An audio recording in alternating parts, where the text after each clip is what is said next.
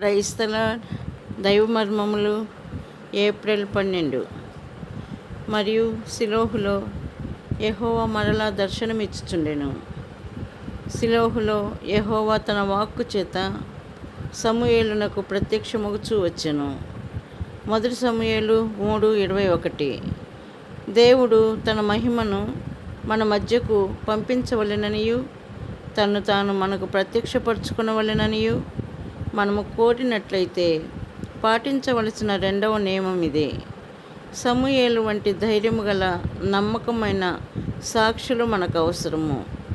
మనకు వాక్యము చెప్పగల బోధకులు, మంచి పుస్తకములు వ్రాయగల మేధావులు గలరు. కానీ సమూయేలు వంటి వారు అనేక మంది లేరు. మనకు దైవజనులు అవసరము. ధైర్యముతో స్వేచ్ఛగా దేవుడు చెప్పుదానిని వినుడి, దేవుడు సెలవిచ్చినదేమనగా అని చెప్పగల మనుషులు కావలేను. బాలుడైనప్పుడే సమూయేలు దేవుని వాక్యమును పొందెను. దేవుడు మొదట నీవు వెళ్ళి ఏలీకి చెప్పుమని అతనితో అనెను.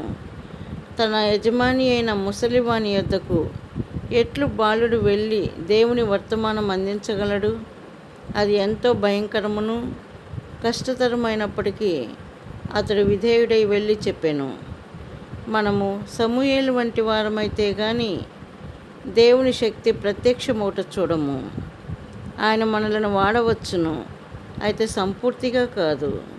మనలను ఆశీర్వదించవచ్చును, కానీ అవి నిండైన ఆశీర్వాదములు కావు.